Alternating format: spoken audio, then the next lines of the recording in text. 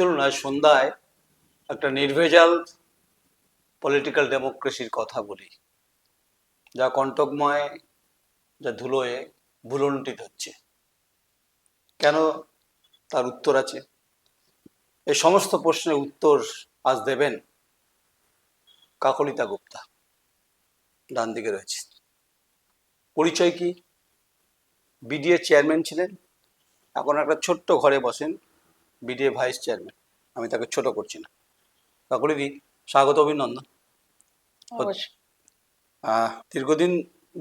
দীর্ঘদিনের সম্পর্ক, বহুবার বিভিন্ন সাক্ষাৎকারের প্রশ্ন পর্বের মালা আপনাকে গেঁথেছি, আপনিও সেই মালা ঠিকঠাকভাবে পরিবেশিত করেছেন।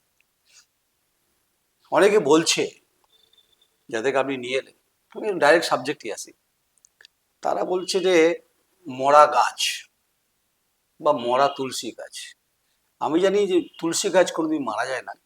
তুলসীর বীজ থেকে, যেটাতে পোতা হয়, তার অঙ্কুরগমন থেকে চারা গাছ তৈরি হয়, পরে বৃক্ষ হয়, বৃক্ষ থেকে ফল হয়, ফুল হয়, সেখানে পাখিটা বসে। তা আপনি কোন বৃক্ষ যা আপনি মরা বলছে অনেকে?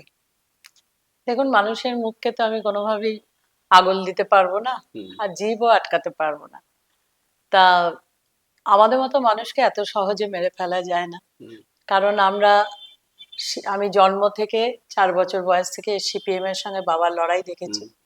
গুলি, বোমা, টাঙ্গি এইসবের মধ্যে দিয়ে আমরা বড় হয়েছি। আর আমি বিশেষ করে 4 বছর বয়স থেকে একদম বাবার রক্ত আমি ফ্রকের আঁচলে ধরেছি। তো এই পরিবেশের মধ্যে বড় হওয়া। কাকারাও ছিলেন। তো 16 বছরের দাদা খুন হয়েছে যখন আমার বাবা এমএলএ টিকিট পায় 72 সালে। তখন আমার বাবাকে দমিয়ে দেওয়ার জন্য বাড়ির একমাত্র ছেলে জগন্নাথ, তাকে খুন করেছিল সিপিএম। 16 বছরের ছেলে ফুটবল মাঠে। তো এই পরিবেশে থেকে বড় হয়ে আমার কাছে এই ধরনের কথাগুলো একেবারে মূল্যহীন। কারণ হচ্ছে, আমার বাবার নাম আপনারা জানেন, যে কাশীনাথ তা কংগ্রেসের প্রাক্তন এমএলএ ছিলেন। এত সাহসী মানুষ, এত পরোপকারী মানুষ। আমি আজ পর্যন্ত নিঃস্বার্থভাবে মানুষের এরকম কাজ করা আমি আজ পর্যন্ত কোনো মানুষের দেখিনি কখনো। আমি তো রাজনৈতিক জগতে পা ফেলে, আমি যেটা মমতা বন্দ্যোপাধ্যায় 12 সালে আমাকে দায়িত্ব দিয়েছেন, তারপর থেকে আমি যেভাবে চলেছি, বর্তমান রাজনীতিতে আমি এমন ধরনের মানুষ আজ পর্যন্ত আমার চোখে পড়েনি। এটা অকপটে বর্ধমান 1 নম্বর ব্লক নয়, তখনকার দিনের বিস্তীর্ণ এলাকা, সাতগেছিয়া পর্যন্ত, গলসি পর্যন্ত এলাকা ছিল উত্তর কেন্দ্র। তা সেখানে সব মানুষই জানেন এবং সবাই অকপটে স্বীকারও করবে সেই মানুষটি কেমন ছিলেন। তো যখন বাবা মার্ডার হন 82 সালে, তখন আমার ছেলেকে, 10 মাসের ছেলেকে, বাবা বুঝতে পেরেছিলেন তিনি মারা যাবেন, মানে মার্ডার হয়ে যাবেন, সেই জন্য মায়ের ঘাড়ে দুটো সন্তানকে রেখে যাবেন না বলে খুব অল্প বয়সে আমার বিয়ে দিয়ে দিয়েছিলেন।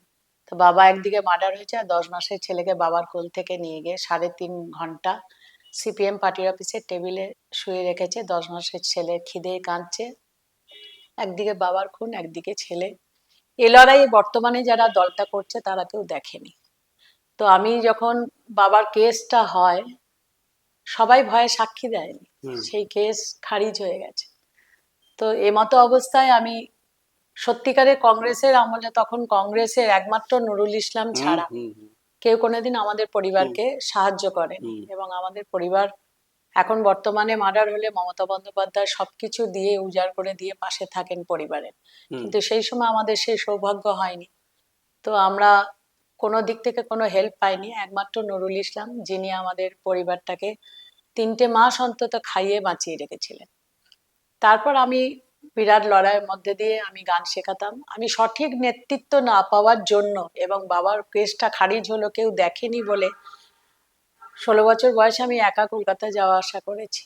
কখনো কখনো আমাদের পঞ্চায়েত সমিতির সহসভাপতি বানেশ্বর চৌধুরী আমাকে সাথ দিয়েছে, কারণ আমার বাবার শেষ জীবনটা থাকতো সঙ্গে। তো সেও গেছে। তো এই মতো অবস্থা, লড়াইটা ছিল আমার সম্পূর্ণ একার, পাশে কাউকে পাইনি। তো সেই জন্য আমি নেতৃত্ব কারো হাত ধরে আমি দল করতে ময়দানে নামিনি। তখন বুঝেছিলাম যে পরিবারকে বাঁচাতে গেলে আমাকে এখান থেকে নিজেকে গুটিয়ে নিতে হবে। কারণ প্রতিনিয়ত আমাদের সিপিএম এর বিধায়ক ছিলেন প্রদীপ দা, আমি চলার পথে গান শেখাতাম সংসার চালানোর জন্য, ছেলের পড়ার জন্য।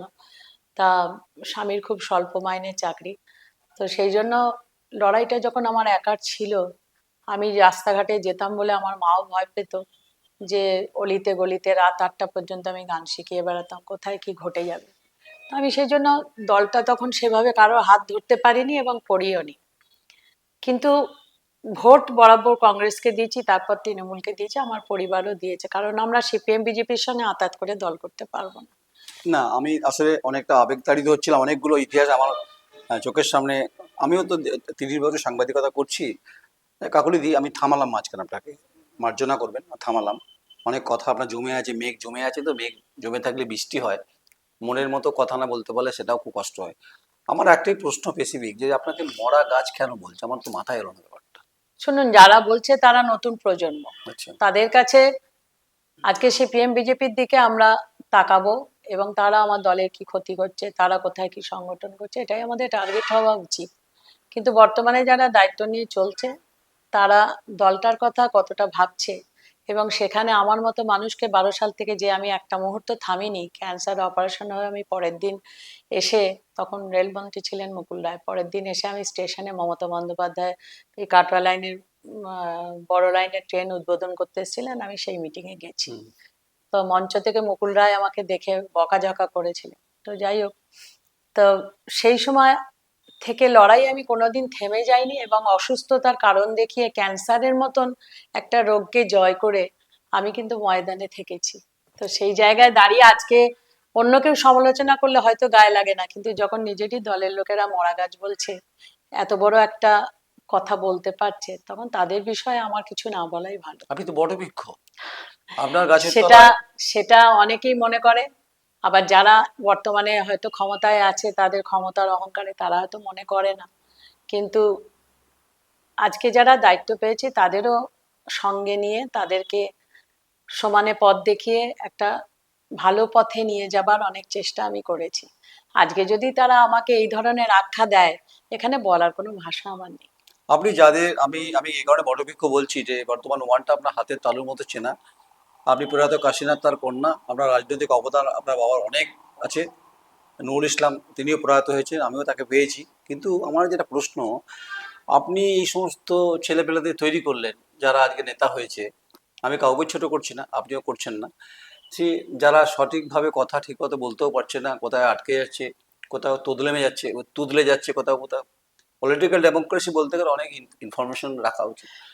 তারা বলছি যে কাকলিতা গুপ্তা কোনো বাজার নেই, সে অর্থে এখন বাজার, পলিটিক্যাল বাজার নেই বলছে। দেখুন, আমি বাজারের রাজনীতি করি না, কারণ হুম। হচ্ছে আমার পরিবারের যে ত্যাগ স্বীকার আছে। হুম। 9 সালে আমার ছেলে কলেজে দাঁড়িয়েছিল, সেখানেও বোমাগুলি চলেছে। হুম। বড় আগেকার ধান সেদ্ধর উনুনে ঢুকে হুম। ওপরে তালপাতা চাপা দিয়ে সে প্রাণে বেঁচেছে। আচ্ছা। কাজে আমার লড়াই ছিল, লড়াই আছে, লড়াই থাকবে। হুম। আমার লড়াই সিপিএম বিজেপির সঙ্গে। আচ্ছা। সিপিএম বিজেপি কোলে নিয়ে তো আমি লড়াই করব না, হুম। এটা আমি কোনোদিন করতে পারবো না। আমি দলকে রাস্তায় নামাতে পারবো না, এটা আমার ক্যারেক্টার এবং বাবার কাছে পাওয়া শিক্ষা। সেখান থেকে আমি যদি মনে করি নতুনরা তাদের হুম। ঔদ্ধত্যে এরকম কিছু ঘটাতে পারে, হুম। তাহলে তারা দলের কতটা ভালো চাইছে, দলের নিয়মাবলী তারা কতটা মেনে চলছে, রীতিনীতি দল কি চাইছে, এই সম্পর্কে তাদের ক্লাস করার হয়তো সময় হয় না। সেই জন্য তারা আজকে আমাকে এই ধরনের আখ্যা দিয়ে আমাকে নানান রকম ভাবে হয়তো চেষ্টা করছে ছোট করার। কিন্তু আমি একটা জায়গায় মানে বলবো যে ওরা আমার সন্তান তুল্য। ওরা যদি ভুল করছে, এটা ওরা আজ না হোক কাল বুঝবে। কষ্ট হয় আপনার যখন? নিশ্চয়ই কষ্ট হয়, কারণ হচ্ছে 12 সাল থেকে আমি একটা দিন থেমে থাকিনি। প্রত্যেক দিন মুকুল রায় বলেছিলেন প্রত্যেকটি সিটে জিততে হবে পঞ্চায়েত ভোটে, 13 সালে। তা তখন আমি একা টিকিট দিয়েছি, একা আম, একা বলতে অঞ্চল সভাপতিদের নিয়ে টিকিট দিয়েছি তাদের সাথে আলোচনা করে, এবং একা লড়াই বলবো ময়দানে। আজকে এখন যারা ছোটাছুটি করছে তারা তো তখন ছিল না।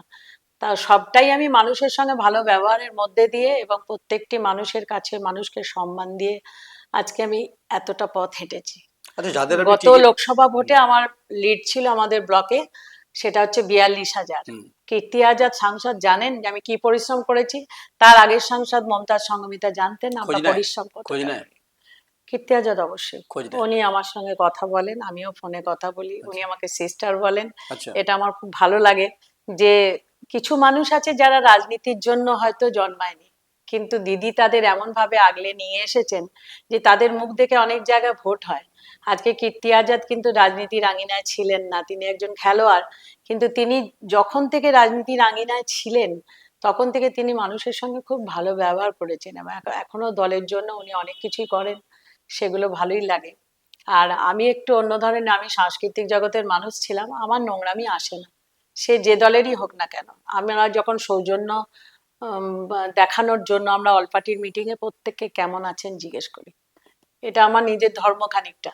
তো আমি মনে করি আমরা শাসক দলে আছি, অল পার্টির মিটিং এ বিরোধী দলকে সম্মান জানানো আমাদের কাজ, এটাই আমরা মমতা বন্দ্যোপাধ্যায়ের কাছে শিখেছি। আপনার ইন্টারভিউ করে ফিরে যাওয়ার পর যখন এটা পাবলিশড হবে, তখন আর বিভিন্ন তীব্র সমালোচনার ঝড় আমার দিকেও ধেয়ে আসবে, যেটা আমাকে সবসময় ধেয়ে বেড়ায়, সেটা আপনি আমাকে ভালো করে জানেন। আর আপনাকেও তীব্র সমালোচনার ঝড় আপনাকে বইতে হবে যদি আপনি দল বিরোধী কোনো কথা বলেননি। কাকুলিদি, যাদেরকে আপনি প্রধান করলেন, যাদেরকে আপনি উপপ্রধান করলেন, যাদেরকে আপনি অঞ্চল সভাপতি করলেন, বিভিন্ন কর্মদক্ষ জায়গায় বসালেন, 23-এর আমি ভোট দেখেছি, পঞ্চায়েত ভোট দেখেছি।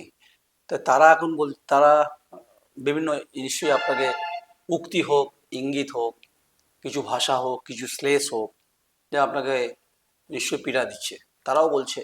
আমি একটা কথা বলি, কারণ সংরক্ষণের জন্য যারা প্রধান হয়েছে হুম তারা বিশেষ করে হুম সংরক্ষণের জন্য তারা তো কোনোদিন রাজনীতি করতে করতে এই জায়গায় আসেনি, আর লড়াই কি জিনিস সিপিএম এর সঙ্গে সেটা অনেকেই জানেন। হুম তো সেটা আমার মতন লড়াই কেউ করেছে বলে তো মনে হয় না, কারণ প্রদীপটা যখন মার্ডার হয় হুম 22 সালে, তার আগের দিন রাত্রে পর্যন্ত আমাকে অ্যাটাক করার চেষ্টা করেছে। প্রত্যেকটা দিন, প্রত্যেকটা মুহূর্ত আমাদের সম্পত্তি নিয়ে, আমার এই মডেল স্কুলে একটা পুকুর ছিল, নানান ভাবে আমাদেরকে ডিস্টার্ব করেছে, একটা দিন আমাদের শান্তিতে থাকতে হুম দেয়নি। এবং ওদের তো কোনো শাস্তি হয়নি, ওরা বাড়ির সামনে দিয়ে ঘুরে বেড়াতো, নানান রকম মন্তব্য ছিল। তা আমার দলের লোকেরা আজকে যদি আমাকে নিয়ে কোনো কটূক্তি করে, আর যারা 5 বছরের জন্য প্রধান, তারা তো 5 বছর পর আর থাকবে না, তো তারা যদি মন্তব্য করে, কোনোদিন কারোর সঙ্গে খারাপ ব্যবহার করিনি। 13 সালে যখন প্রধান হয়েছিল মহিলারা, তখন প্রত্যেককে আমি একটা করে নতুন কাপড়, একটা করে ছাতা, একটা করে ব্যাগ, হুম তারা এসছি, তারা তো গরিব মানুষ, হুম তারা যেন পঞ্চায়েতে মাথা তুলে সম্মানের সাথে যেতে পারে। আমার একটা শাড়িতে কিছু হয় না, হুম কিন্তু তার সাথেও আমি কিছু আনুষঙ্গিক জিনিস তাদের দিয়েছিলাম যাতে তাদের হাঁটাচলা করতে অসুবিধা হুম না হয়। হুম তো এইভাবে মানুষের পাশে থাকার চেষ্টা করি, তারা সম্মানের সাথে 5টা বছর যাতে কাটাতে পারে সেই চেষ্টা করি, এখনো করে চলেছি। কিন্তু কেউ যদি শেখানো বলি বলে কাউকে আমাকে ছোট করার জন্য, এটা আমি তাদের দোষ ঠিক দেবো না, আমি নেতৃত্ব দিচ্ছি, আমার বিরুদ্ধে যদি কেউ কথা বলে তাহলে দোষটা তো খানিকটা আমারও বর্তায়। আপনার নেত্রী মমতা বন্দ্যোপাধ্যায়, অবশ্যই। আপনার মুখ্যমন্ত্রী, আমাদের মুখ্যমন্ত্রী মমতা বন্দ্যোপাধ্যায়, তিনি কালীঘাটে যেখানে থাকেন, তিনি পশ্চিমবঙ্গের সমস্ত ব্লক, গ্রাম, অঞ্চলে তার প্রচুর সোর্স আছে। আমি তাকে মুখ্যমন্ত্রীকে চিনি কিনা বা সেটা তো পরের প্রশ্ন, কিছু যোগাযোগ তো আমারও আছে। আপনি কি ভাবছেন, আপনি কি ভাবছেন না যে, না, নিশ্চয়ই ভাবছেন আপনি, যে আপনার এই ঘটনাগুলো তার কাছে খবর নেই, নাকি আপনি অবাক হচ্ছেন যে আচ্ছা মুখ্যমন্ত্রী দলনেত্রী চুপচাপ আছে। মমতা ব্যানার্জি যখন কাউকে ঠেলে দেয় না, সে কিন্তু পাঁকে পড়ে যায়, সে উঠতে পারে না। হুমায়ুন কবিতার দৃষ্টান্ত, একটা এক্সাম্পল দেন আপনাকে। তো নামটা মমতা ব্যানার্জি, মানে মমতা বন্দ্যোপাধ্যায়, দলনেত্রী নিশ্চয়ই আপনার প্রতি, আপনার সম্পর্কে খোঁজ খবর রাখে, আপনি জানেন। আমি এটা এতটা জানি না, কারণ যেদিন উনি আমাকে ঘোষণা করেছিলেন ব্লক সভাপতি, অনেকের মন্তব্য যে প্রদীপ্তা মারা যাওয়ার জন্য হয়েছে, ব্যাপারটা ঠিক সেরকম নয়।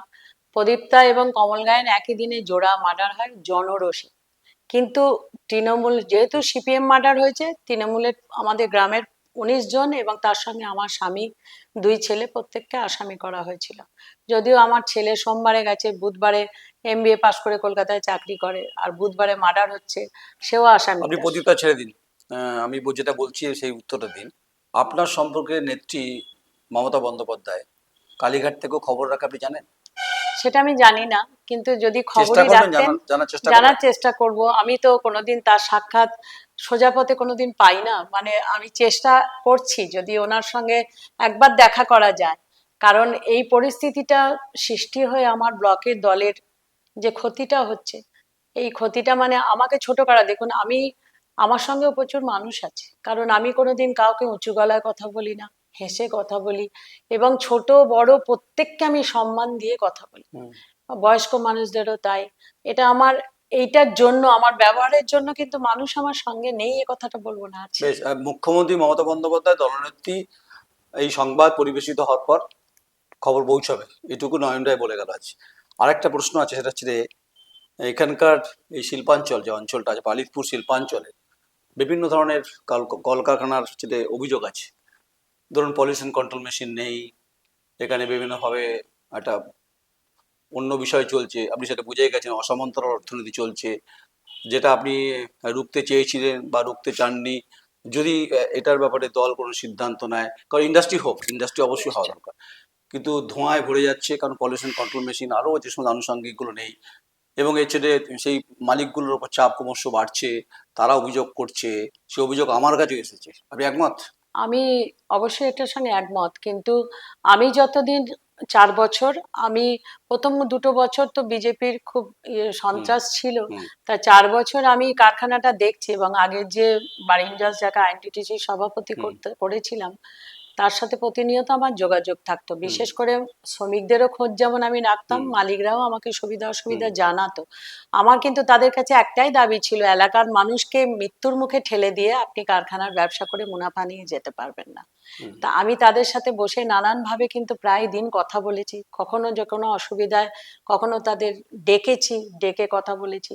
কোনোদিন 1 পয়সা তোলার বা কিছু এসব কোনো কিন্তু করিনি ওদের সাথে, কারণ এটা আমার পেশা নয়। আমার দলটা করা জন্ম থেকে নেশা, এবং তার সঙ্গে আমার বাড়ির এত বড় ক্ষয়ক্ষতি, এটা যাতে আর ভবিষ্যতে কোনো পরিবারের, তৃণমূলের পরিবারের সাথে না হয়, তার জন্য একটা সবাইকে আগলে রাখার একটা ব্যাপার ছিল। তা আমি কোনোদিন কাউকে, আমাদের ছেলেদের মারলে আমরা পাল্টা মারতে বলতাম না। হুম তেমনি ভাবে কারখানার ক্ষেত্রে আমি মালিকদের যতবার বুঝিয়েছি, হুম ততবার কিন্তু আমার প্রত্যেকটি কথা ওরা মানতে বাধ্য হয়েছে। হুম। কারণ আমি তাদের উগ্র আচরণ তাদের সাথে এখন করি না, আমার কোনো ঔদ্ধত্য নেই। কিন্তু বর্তমানে আইএনটিটিসির সভাপতি যাকে করেছে, সে যেভাবে ব্যবহার করে, কথা বলে, আমি অতটা খোঁজ খবর রাখতেও চাই হুম না। হুম কিন্তু দায়িত্ব পেয়ে একজন ছিল, সে সত্যি খুব ভালো ছিল, প্রত্যেকটি জিনিস আমাকে বলতো। আর এরা তো কিছু বলে না, কিন্তু বলে না বলে আর কোনো কথাই বলে না। তো মালিক পক্ষ এক দিন হয়তো কোনো দুটো একটা কিছু অসুবিধার কথা জানিয়েছে, কিন্তু সেগুলো নিয়ে আমি বেশি দূর এগিয়ে কিছু করতে পারিনি। একটাই কথা শুধু বলেছি, রাত্রের দিকে যেমন একটা মেশিন ওরা চালায়, নতুন স্যামসেল খুলেছে, হুম। তার যেমন আওয়াজ তেমনি গোটা আকাশ সাদা ধোঁয়ায় ভরে যায়। তাতে সাদা যেটা, বন্ধাত্মকরণ, হার্ট প্রবলেম। একদম, এখানে নানান রকম প্রবলেম হচ্ছে। হুম তা আমি তাদের বারবার বলতাম যে কেউ ক্যান্সার হলে, গরিব মানুষ, আপনাদেরকে হেল্প করতে হবে, কারণ হুম তাদের সঙ্গে আমার সোশ্যাল ওয়ার্ক যদি না করেন, হুম তাহলে এখানে কারখানা করার ক্ষেত্রে আমিও কিন্তু বাদ সাধবো। হুম তা তারা কিন্তু সব রকম ভাবে হেল্প করার হুম চেষ্টা করে, হুম এবং এখন আমি বলেছিলাম হুম যে প্রতিবন্ধীদের সাইকেল দেয়া, প্রতি কারখানা থেকে আমি বলেছিলাম 5টা করে দেবেন, হুম তাহলে গোটা ব্লকে সব অঞ্চল থেকে নিয়ে একটা হবে।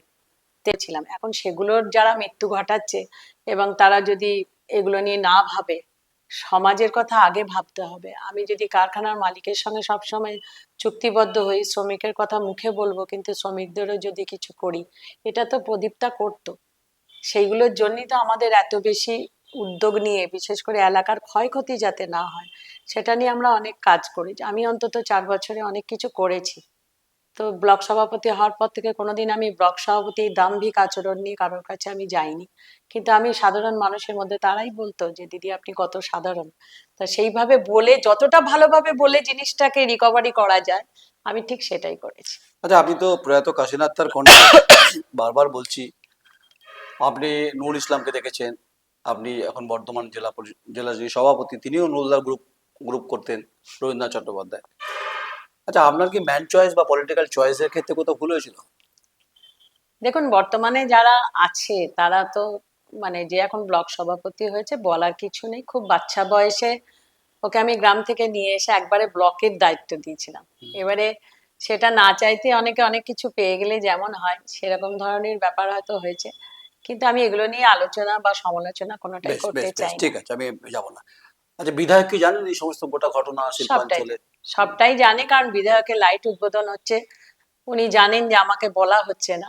সেই জায়গাগুলো কিন্তু কালকেও একটা হয়েছে 6টি পারে, আচ্ছা। গত সপ্তাহের রবিবারে একটা হয়েছে 6টি পারে।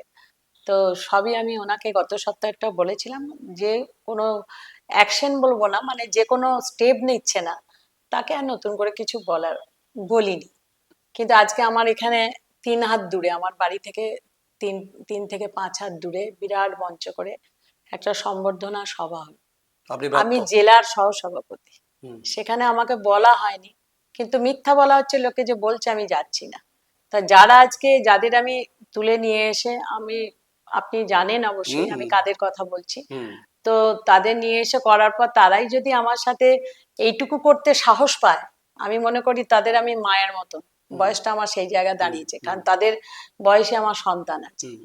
তো ব্যাচমেটও আছে। তো সেই জায়গায় তারা যদি এটা করার সাহস পায় তাদের রুচির কাছে, আমার কিছু বলার নেই। আপনার এই ইন্টারভিউ করার পর আমি তাদের সঙ্গে বসবো, তারা যদি আমাকে অভিনন্দন জানায়। এখানেই আপাতত শেষ করছি। অনেক রজনী বাকি রয়েছে, রাজনীতির রজনী এখনো বাকি রয়েছে। তো সব মালা খুলে দিলে মালা সুতো বেরিয়ে যাবে। আপাতত থাক। বলছে, একটা কথা আছে কিন্তু বাংলায় প্রবাদ, যখন তোমার কেউ ছিল না তখন ছিলাম আমি, এখন তোমার প্রেম হয়েছে পর হয়েছে আমি। এটা মামাসিরা বলে। তাই এখন ঘুম ধরেছে ঠিকই, কিন্তু রাজনৈতিক যে পরিস্থিতি, যে পরিবেশ পরিমণ্ডল, তা হচ্ছে রে ঘূর্ণাবর্ত হচ্ছে, তৈরি হচ্ছে এখানে। যারা বলছে মরা তুলসী গাছ, কেউ বলছেন গাছ শুকিয়ে গেছে। যে কোনো গাছ শুকিয়ে যায়, জল পড়লেই আবার নতুন করে গাছ চারা দিয়ে মাথা চারা দিয়ে ওঠে, তখন সেটা ঝাপটা ভয়ঙ্কর হবে। আ- আমি একটা আমি কথাই শুধু হ্যাঁ। বলবো, যারা নতুন দায়িত্ব পেয়েছে তারা মানুষের কাজ করুক, দলের কথা ভাবুক, ভেবে তারা পথটা চলুক। কারণ বেশ। দলটা রাস্তায় নামবে এমন কোনো কাজ আমি কখনো করিনি, তারাও যেন না করে। তারা ভালো থাকুক, সুস্থ থাকুক। আমি জেলার সহসভাপতি, তাদের যদি মনে হয় আমাকে না বলে দলের ভালো হবে, আমি দলের ভালো ছাড়া কিছু বুঝি না। বেশ, এটাই আমার বক্তব্য। কাকুলি দিয়ে আমাকে থামিয়ে দিলেন, আমি শেষ করে দিই। এটা শেষ করা উচিত। আর যেটা বলছি, যেখানে শেষ করেছিলাম আবার সেখান থেকে বলছি, যে গাছটা যখন শুকিয়ে যায়, গাছটা জল পড়ে, সে গাছ অবশ্য কেউ গরু ছাগলে মুড়িয়ে খেয়ে দেয় না, ও যদি বেড়া দেওয়া থাকে। তবে গাছটা আস্তে আস্তে সেটা বড় হয়ে যায়। যখন বড় হবে তখন পাখি বসবে, ফল হবে, সে ফল মিষ্টি হবে, সে ফল খেতে অনেকেই আসবে, পথিক আসবে, তার সাথী সঙ্গীরা আসবে।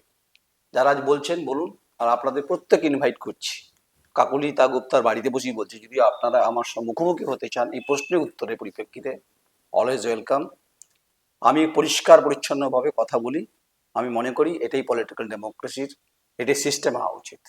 সঙ্গে থাকুন, দেখতে থাকুন। আমাকে গালাগালি করবেন না। যা গালাগালি যদি গালবন্ধ করতে হয়, আপনাদের প্রাক্তন নেত্রীকে করবেন। আমার কাজ খুব পরিষ্কার পরিচ্ছন্ন একদম কাজ। আপনারা মোকাবিলা করবেন তার সঙ্গে। আমার সঙ্গে করতে হলে ভেবে চিন্তা করবেন, প্রশ্নপত্র নিয়ে আসবেন। চিত্র সাংবাদিক ঐন্দ্রা ব্যানার্জি, আমি নয়ন রায়। নমস্কার।